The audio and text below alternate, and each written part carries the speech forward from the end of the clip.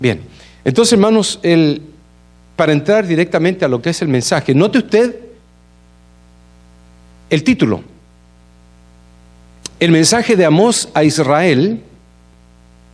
Así que hermano, vamos a empezar con lo que es el mensaje. Y quiero continuar con lo que hablamos la semana pasada. Estuvimos hablando de Amós. ¿Se recuerdan quién era Amós? Amós era un granjero. Por cierto, aquí tenemos el trasfondo de toda la predicación. Dios envía al granjero llamado Amós a predicar o realmente a profetizar. Primero, Amós profetizó a las naciones de su alrededor. Luego, predicó o profetizó a su propio pueblo. El pueblo de él era el pueblo de Judá. Judá, como ustedes pueden recordar, estaba en la parte inferior de lo que hoy día es Canaán.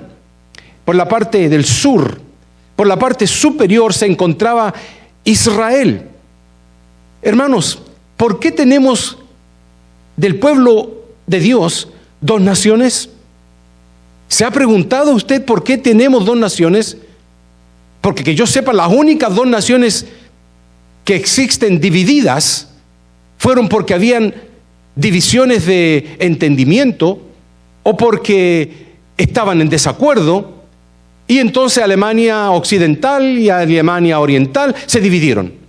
Luego tenemos Corea también, que se dividió porque no pensaban de la misma forma.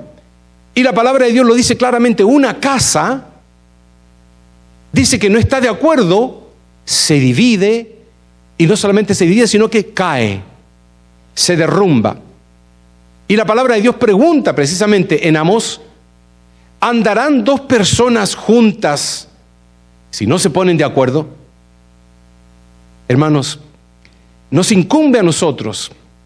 Dios envía a Amós, un granjero que cuidaba animales, plantaba árboles, y Dios le dice: sale de allí, te voy a enviar a la nación del norte que se llama Israel para que le profetices. Finalmente, este hombre fue a Israel y declara a Israel las palabras que Dios le había dado que le dijera. Estas fueron las más acusatorias y condenatorias palabras por causa del pecado de Israel. Amós habló acerca de las naciones alrededor, habló acerca de Judá, su propia tierra, pero cuando llegó a hablar de Israel, sus palabras eran acusatorias y condenatorias más que ningunas otras palabras. Hermanos, para poder entender bien qué hace un profeta, quién es un profeta, la profecía es una declaración de palabras de una persona elegida por Dios. Dios elige a una persona y le dice: yo te voy a entregar a ti estas palabras para que tú las declares a los demás. No son palabras propias. Comúnmente los profetas comenzaban diciendo: así ha dicho el Señor. Y esas palabras indicaban entonces de que las palabras no venían del hombre, sino que venían directamente de Dios. Hoy en día podemos tener profetas. No se ha quitado eso todavía. Esos son dones que el Señor ha dado. La gente calcula que hay 13 dones, 9 dones, dicen algunos. Yo los he contado todos los dones haciendo un estudio relativamente profundo en cuanto a los dones, y me he encontrado con 26 dones. Entre ellos se encuentra el don de la profecía. ¿Pero qué es la profecía? Y ahí es cuando tenemos problemas, tenemos equivocaciones, porque muchos piensan que la profecía es sencillamente hablar cosas, visiones o sueños. La profecía no era necesariamente declaraciones de visiones y de sueños solamente. Tampoco eran declaraciones de futuras revelaciones que Dios le daba a aquel individuo. Ahora vamos a entender lo que verdaderamente era una profecía de un profeta. Muchas veces consistía en la audacia, y yo puse esa palabra ahí exclusivamente, consistía en la audacia del profeta en enrostrar el pecado de algún individuo o el pecado del pueblo. Comprendemos entonces de que la profecía de parte de Dios para este hombre que eligió era que ese hombre tuviera la osadía, tuviera ese ánimo, ese desenfreno incluso de ir donde aquel individuo o aquel pueblo y enrostrarles el pecado. Y si eso se llega a ocurrir ahora, tenemos problemas. Se vacía la iglesia. Porque no tenemos, y me aplico yo esto a mí, muy a mí personalmente, no tenemos personas maduras en la fe. ¿Y cómo lo sé? Por las cosas que le he mencionado, las dos cosas que le mencioné. La asistencia y la fidelidad a Dios en cuanto a lo que mencioné anteriormente. Para poder entender bien lo que era un profeta, las profecías no eran declaraciones, o las profecías eran, declaraciones de osadía y atrevimiento y cruda honestidad que los profetas hablaban. Se ponían enfrente del rey, se ponían enfrente del pueblo, ¿y sabe dónde lo hacían? Lo hacían en la calle. Ellos no iban a la casa de la persona a sentarse a tomarse un café, a fumar un cigarrillo o a servirse una copa de licor y a decirle, mira, lo que dice el Señor para ti es esto. No, ellos se ponían en las plazas de las calles, en las plazas de las ciudades, en las calles donde había comercio, y los profetas comenzaban a hablar diciendo, así dice el Señor, y comenzaban sus profecías.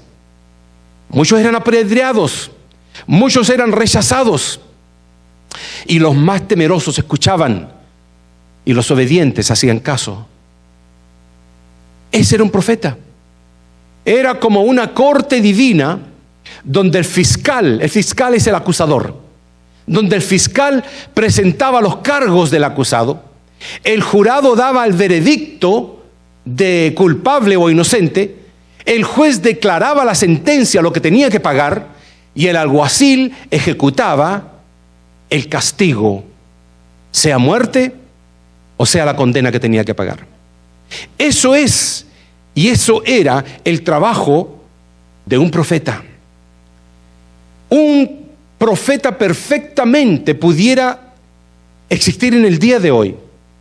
Por eso cuando yo escucho a aquellas personas que dicen, bueno, viene la profetisa tanto y se pone a bailar y a cantar y a decir tonterías, es precisamente lo que la Biblia dice, que en los últimos tiempos muchos no sufrirán la sana doctrina y se irán por fábulas, cuentecitos, sacándole a la gente el dinero que tienen o aprovechándose de ellos. Y quizás de qué tipo de formas se aprovechan también.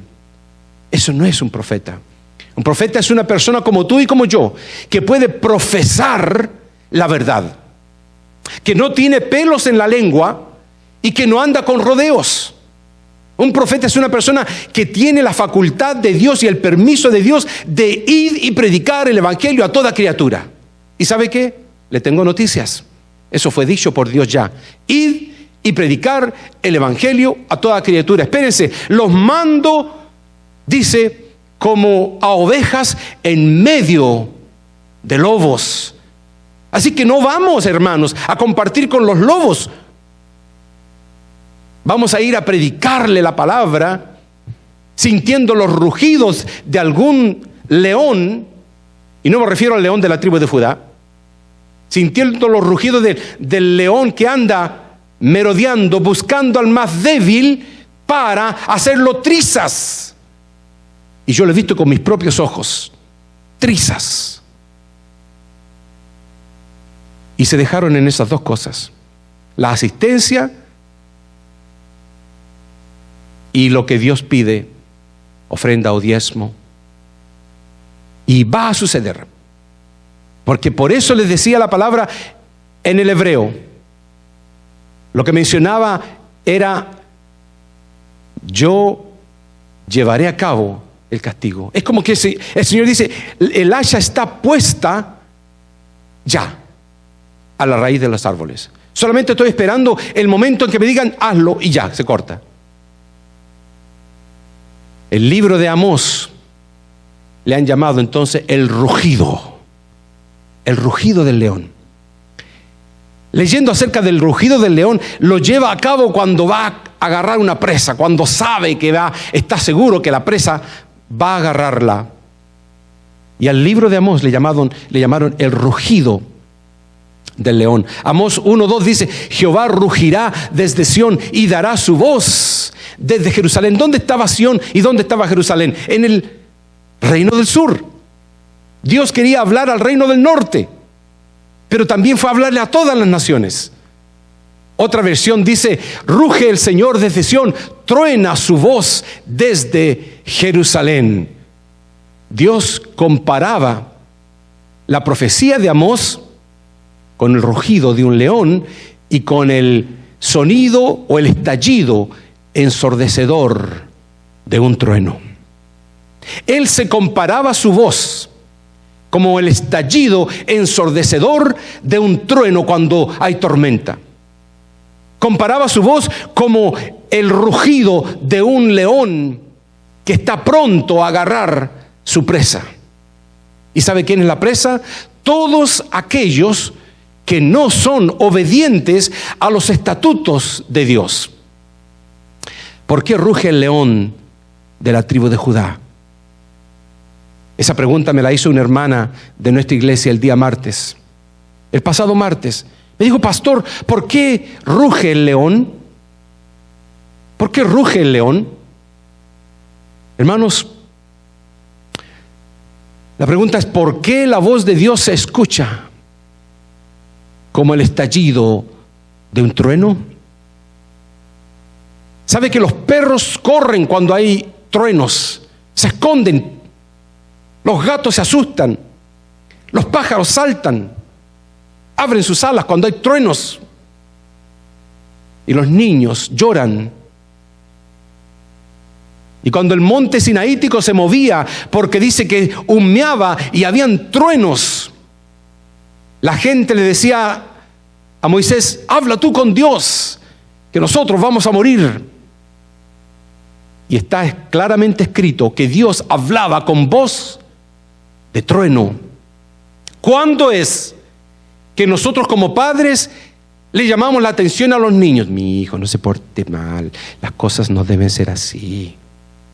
No, niño, te dije que no hicieras eso. Ven para acá ahora mismo, voy a conversar contigo. Pórtate bien. Y comenzamos rígidamente con voces de trueno, porque no viene nada bueno en cuanto a lo que le vamos a decir. Voz de alerta significa el rugido del león. Voz de alarma significa el trueno de la voz de Dios. Algo debían hacer el pueblo del norte. Por lo menos, puse ahí, tener temor. Si no van a obedecer, pues allá ellos, pero por lo menos que tengan temor, porque las noticias que Dios le traía a través de Amós eran increíblemente malas.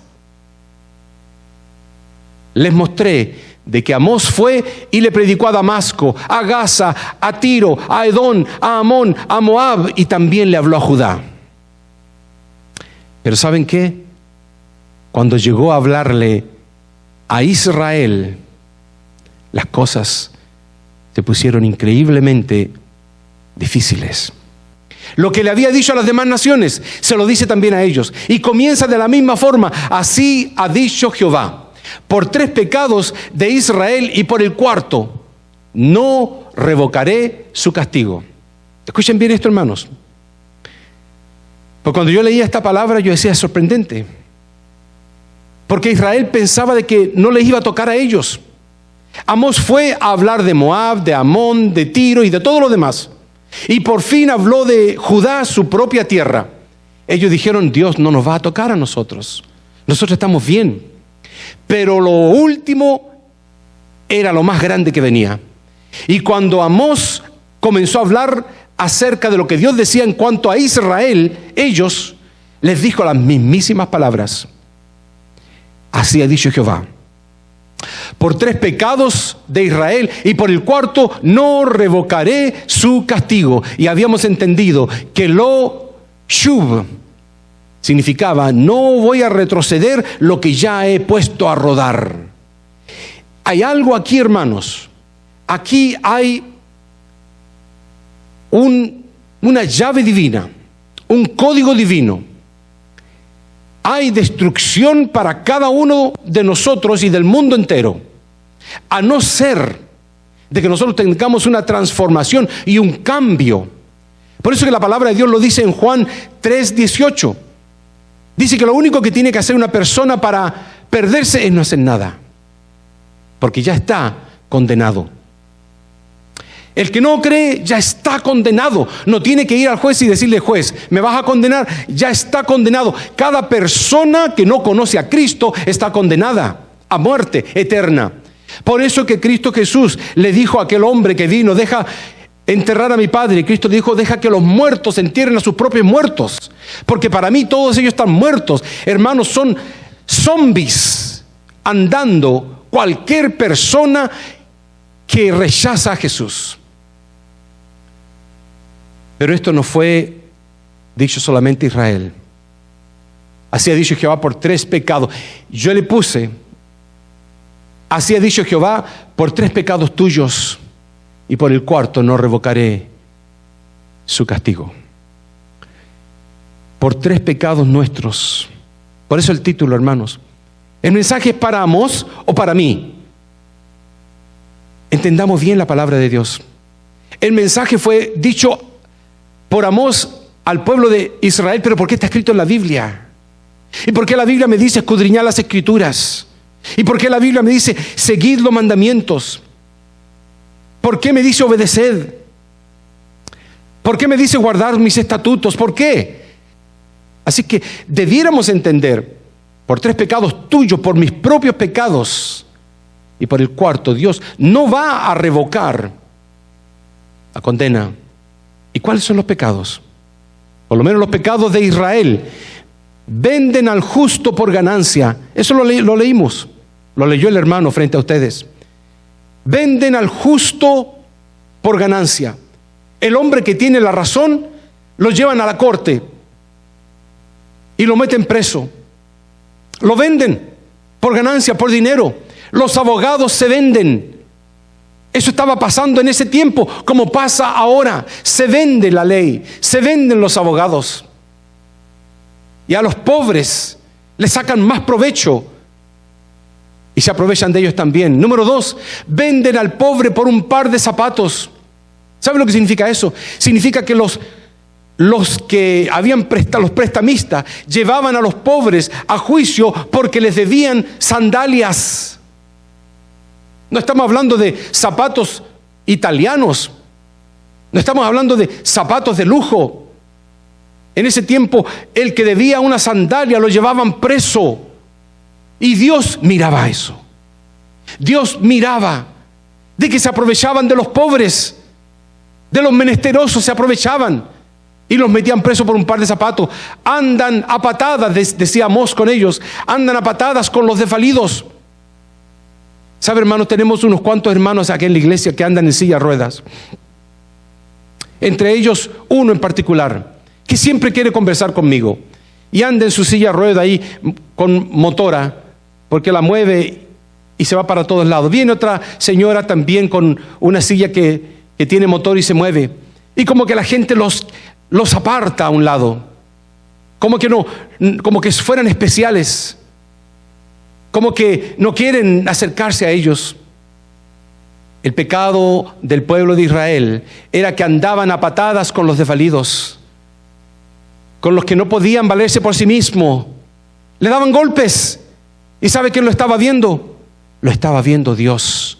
¿Será pecado eso? Pues Dios lo anotó en los 10 pecados que le estoy mostrando, que nos dicen en la Biblia que Israel pecaba.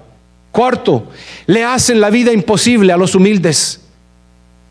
Aparte de que no tienen dinero, le hacen pagar esto y esto otro. Y le hacen pagar multa. Y le cobran por esto y esto otro. Y al final los humildes, los pobres, no logran salir del hueco por el aprovechamiento de los que tienen más. 5, padre e hijo abusan de la misma sirvienta. El papá y el hijo se tomaban a la sirvienta para aprovecharse sexualmente de ella. ¿Por qué? Era sirvienta. Un aprovechamiento social, psicológico, sexual. las ropas empeñadas no las devuelven.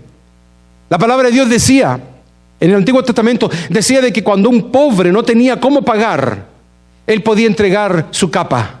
Y entregaba la capa. Pero en la noche, escuchen bien, en la noche, aquel que tomó la capa tenía que devolvérsela al pobre, porque esa era la capa donde se tapaba.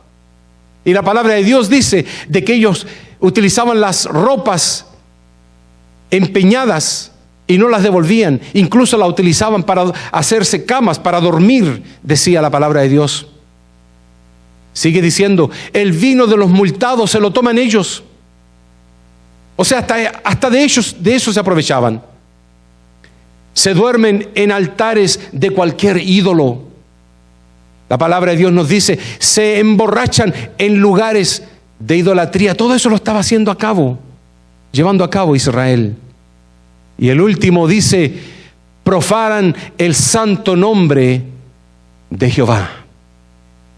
¿Sabe? Cuando yo leí esos 10 pecados que Dios los mencionaba por nombre, detalladamente los entregaba, yo encontré algo muy interesante en estos 10 pecados de Israel. Y lo que encontré fue que se dividen en 2. Se dividen del 1 al 7. Y esos son pecados de injusticia, abuso y explotación del más débil. Y los últimos 3 son pecados que tienen que ver con liviandad y libertinaje espiritual. Note usted, ¿no nota algo interesante? 7 pecados que tienen que ver con el prójimo, andar abusando al más débil. Y 3 pecados que tienen que ver con la liviandad espiritual. Hace poco tiempo atrás hablábamos de que los números eran bíblicos. Y el 7, hermanos, el 7 es el número de completud. Implicando de que Dios mencionó 7 pecados. O sea, la totalidad, el pecado social ha llegado al colmo ante Dios, cumpliendo los 7 pecados capitales incluso.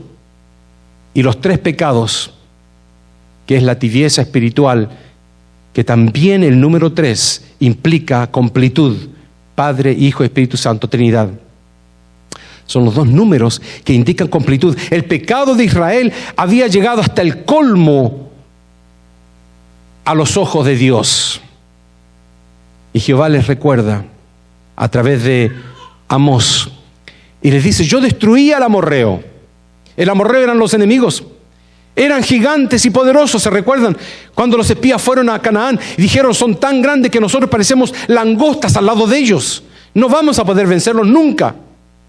Y el pueblo tuvo temor. Y Dios los castigó porque tuvieron temor.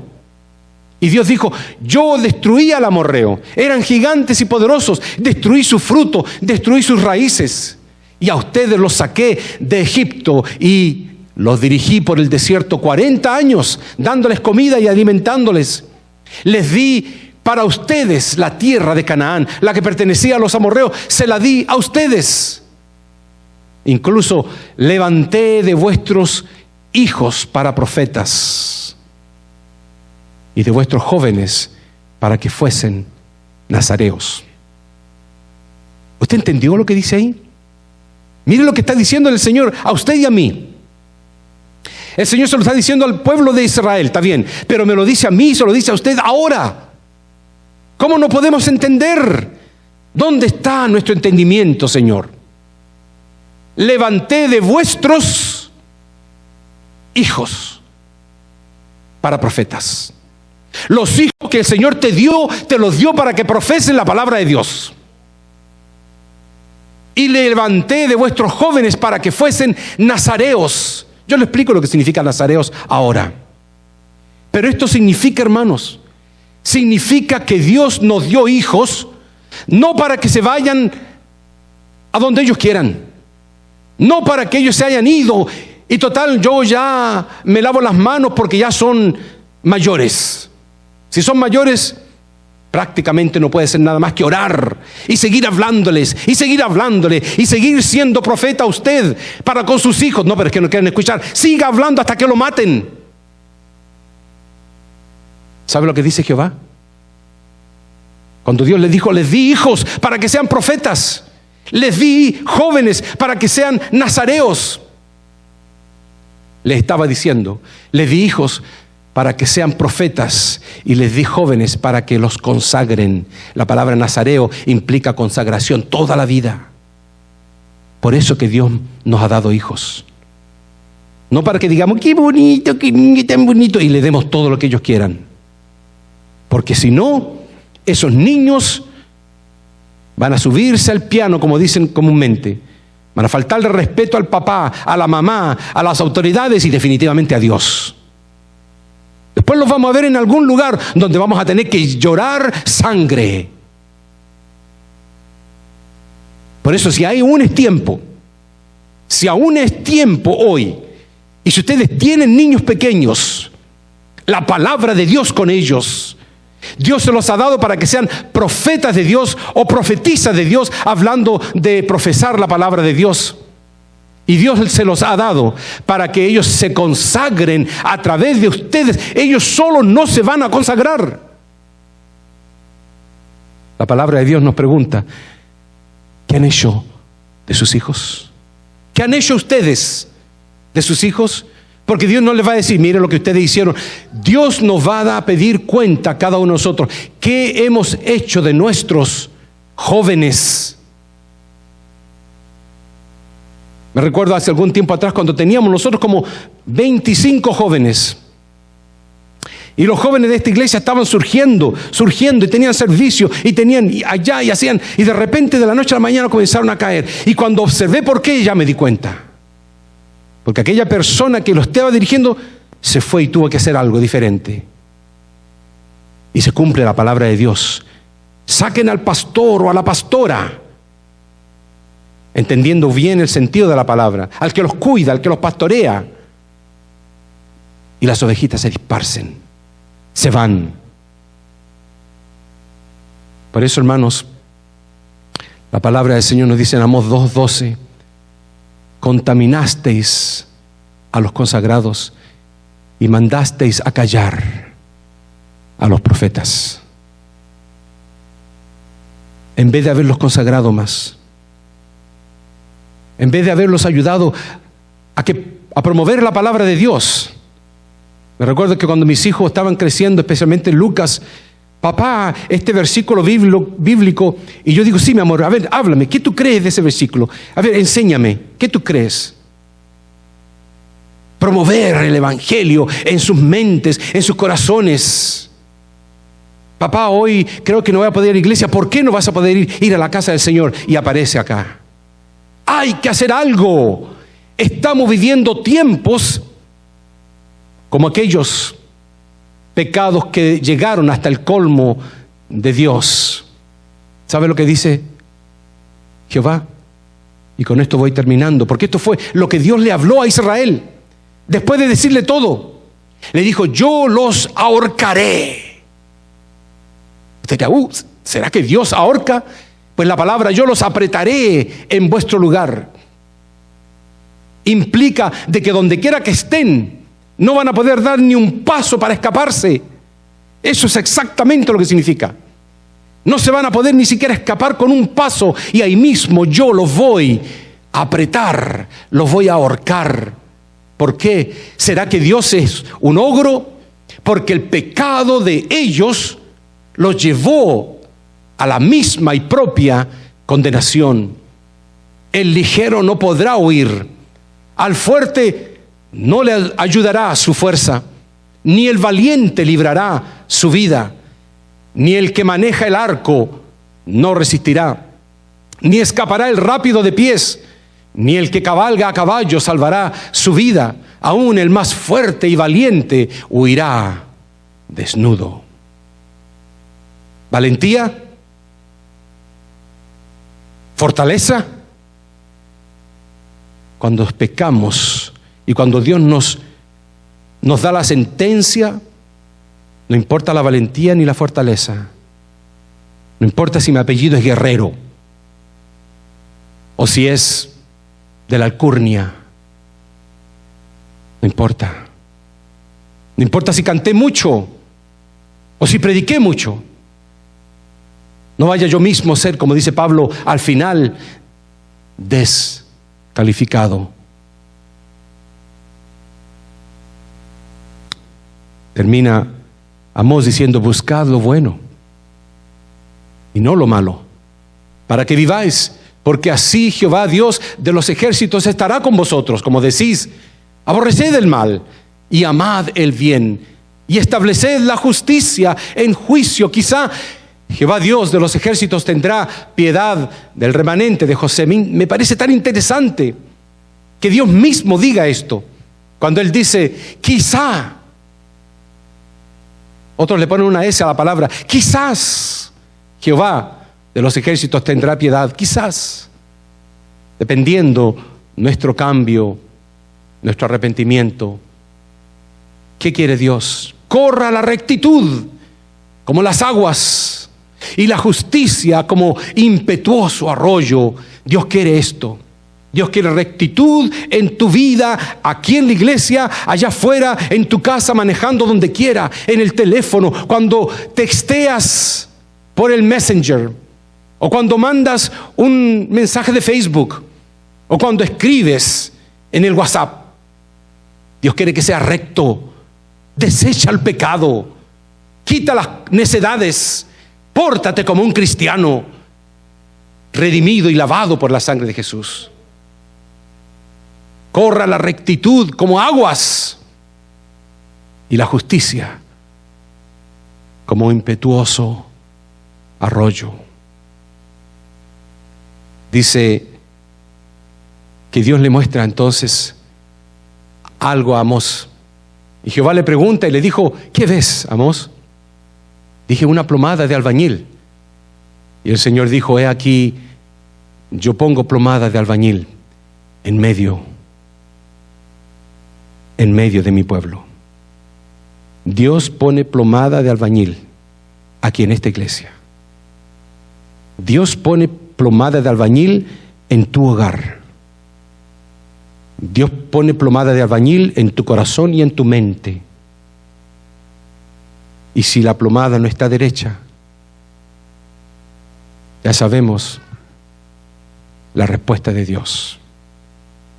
Que el Señor nos bendiga, hermanos. Vamos a ponernos de pie.